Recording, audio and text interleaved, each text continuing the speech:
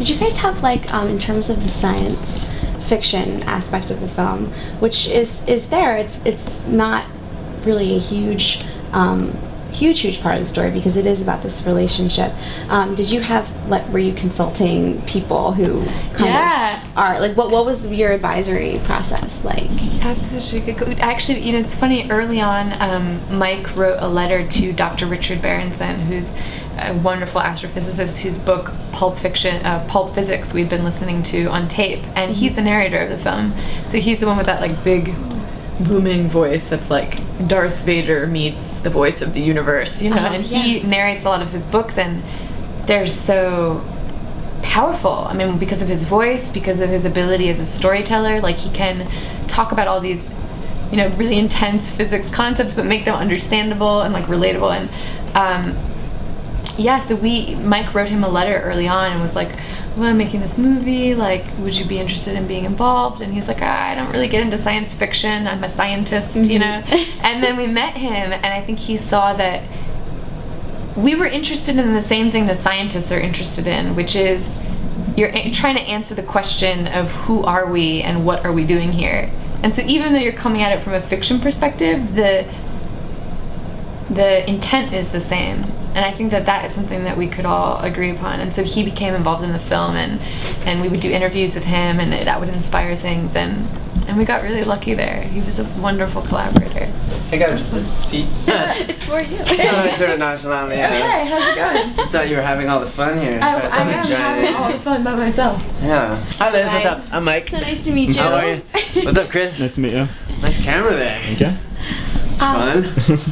So I was actually just about to ask about the relationship between you two and how you guys work together and how you collaborate together and sort of throw ideas. Sure. Think tank and We met at Georgetown, and we had a very strong creative collaboration. And for this film, we've worked for many years together, creating video art and documentaries and all these other fascinating things. And on this project, Brit wanted to act, I wanted to direct. We wanted to get into the world of fictional stories that are born from the imagination. And so we had this concept of another Earth, another you, the confrontation of the self, and I guess we would meet over the course of 6 months, just throwing ideas back and forth, writing, then throwing ideas, and what's cool is you get to vet ideas against one another, like, is this work or does this work, and we discovered the story through that process, which was very free form, and then we would be like, that's not a good idea, or that is a good idea, and the good idea is always like stick to the wall. And I remember the moment where we're turning the Rubik's Cube of the story, and it clicked into place. And we were like, this is how the movie is going to come together in the end. And it's been a joy working with her so much. So. How was Sundance? It was all right. It was like it was just an average Monday through Monday. Oh my god, it was like mind blowing. I still can't fully wrap my head around the experience, because what they're doing is so significant and important. It's like, especially this year, it's like all these micro-budgeted films from all over, unknown actors, first-time directors, they're all like reaching audiences. They're coming to theaters in this summer, the fall, the spring, and it's like because of this festival, because the programmers like do the hard work. They do the hard work. Yeah.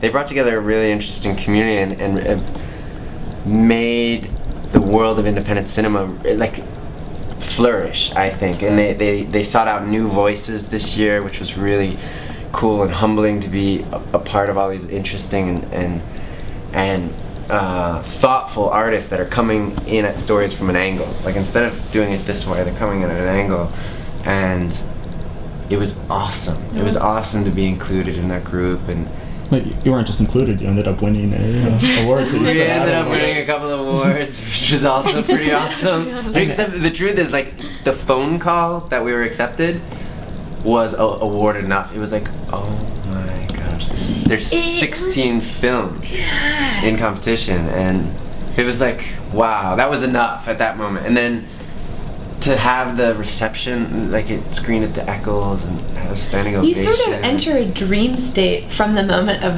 the phone call that I'm not sure I've even awoken from Right, yet. I know. It's like everything that happens, you're just like, this is a dream. I'm like living in my dream. But it starts, Right. starts the moment of the phone call where you're just like, I mean, we talked earlier about the idea of doppelgangers and like things that happen and how you go one trajectory and another version of you is like falls away. And I feel like that phone call from Sundance is the moment where like your life just begins to go in a bit of a different direction. Is there anything else in the works, or are you still sort of? Yeah, we're probably gonna collaborate for I hope for the rest of for my the rest life. of our lives. Yeah. You want to know what? We can't tell you. It's so top secret. Maybe a little taste, or no. It's called Super 9, and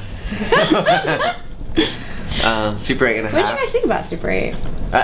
It was sweet. I really liked it. I thought I loved the moment where the little kid who's like directing, it was like kind of out of my heart. When the kid was like, the train's coming, he's like, production design, Production value. production value, and because there were so many moments in our film where like the close. Have you guys seen the movie yet? Yeah. Yeah. we were So the seeing final last night. scene in the movie, which we won't reveal what happens,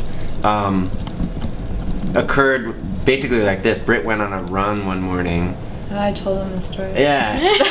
Okay. I'm sorry, but it's all right. I can edit it together. I'll do a close up. Brian always adds production value. Anyways, We'll see if his version matches mine. Maybe I was lying. I'm not sure we. And there was this fog over New Haven, and like, for me, it was like production value, and it had just such a magical quality that I wanted to capture. How long did it take to shoot the film?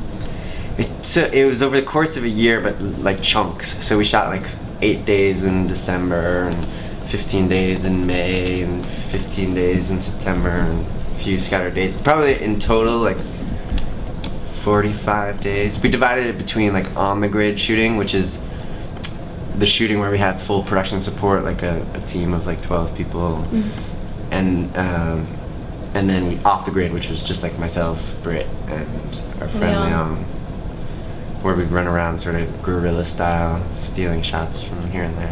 What were you editing along the way in between shoots? A bit. Actually, yeah. We were editing along the way. Like Leon, one of my closest friends, Leon, who's like the ACAD, triple A assistant, everything. He was taking I'd like shoot a scene, give him the card, he would load it up, and then later that night I would like rough cut things out to see if they're working and whatnot. Yeah. I think the scene where she finally gets the nerve Oh. to Reveal. there will be an editing process Okay. to everything, because this is a secret ending. Okay, awesome. I think where she finally is able to get the nerve to confess to him what has happened, and she builds momentum as she's saying it. What a performance, right? I mean, It's unbelievable because she starts so timidly and she ends on such a nerve, and it's so like, it's almost, she goes almost a little too far. Like she really, because she's so just. She gets there, and all that emotion that she'd been like holding back just finally comes to the surface, and she just like makes such definitive statements about what happened, and that it's for true. me, When you say it goes, oh my god, it's interesting. When you say it, like she goes all the way there, that's the only part in the film. I was thinking about this yesterday. The only part in the film where the text and the subtext become one. In the last words that you say in that scene, you are saying. It's true, yeah. You are saying literally what the text and the subtext. There are no different. There's no difference. That's interesting. And it's the only moment there, and that's what makes it so like.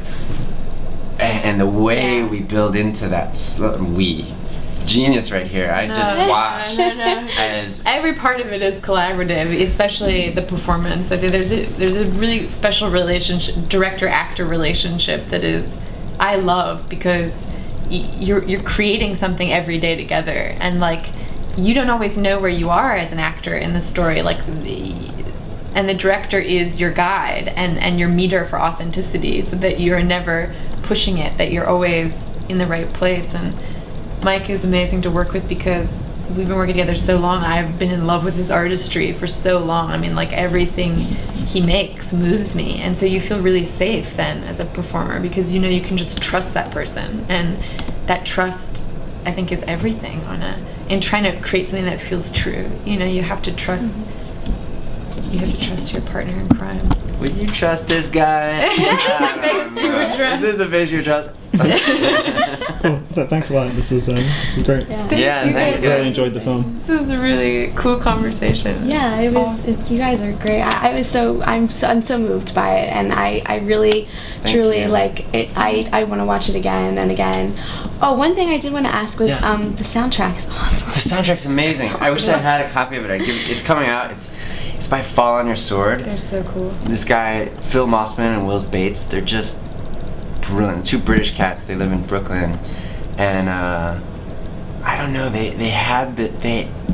Our sensibilities just totally aligned, and their musical talent is so deep, and they like the score is so thoughtfully done. Actually, when you break it down, and yet it's so accessible, but it combines this like organic classical electronica in a way that has like real texture to it. And you know, like Rhoda's character had an instrument and a sound or a melody. John's character has an instrument and a melody, the piano and there's cello, and like even when they fall in love, like those sounds start to come together for the first time. It's like so intricately thought out. I'm so psyched about the soundtrack, and I'm so excited it's coming out into the world. It's like bumping in my car right now. Yeah, I wanted to be bumping in my car because it was bumping in my head on the way home. It was penetrating. It really was. I think that opening song and the closing credits song too. I think it's just a masterpiece. It's so fucking strong. Urgent. There's so much urgency in their music. Yeah, and like the thriller in the story is just like. You should see them. They put on a show at Sundance actually. It was so cool. Oh man. They performed at our party, and it was so like it went down in the history of Sundance as being one of the best parties. That's what I've heard. I might be making that up, but I've heard that from multiple sources of people who've been there many times. Must be true. And what was cool is like Fall on Your Sword played our party, and then they finished, and then we were all partying, and Rachel actually was like, you guys have to play again. And so they went up and did the whole set a second time, and the crowd just went nuts. Like it was like getting 2 concerts, and it was so fun. And it went till like 5 in the morning. So wow. They had some real stamina, those guys. They really were very, like, it really completed the film and really just sort of... I would give, if I had a soundtrack on me, I'd give it to you. It's so wicked. I have a box of it. Thank you guys. Thanks so much. Thank you. That was awesome. Thank you for coming last night too. Yeah, so I was in a mood too, and I just like got lost in this film, and like I came out just sort of like, oh, okay. All right. All right. That's really beautiful. Cool. Thanks a lot. Beautiful. Thank you. Thanks, guys.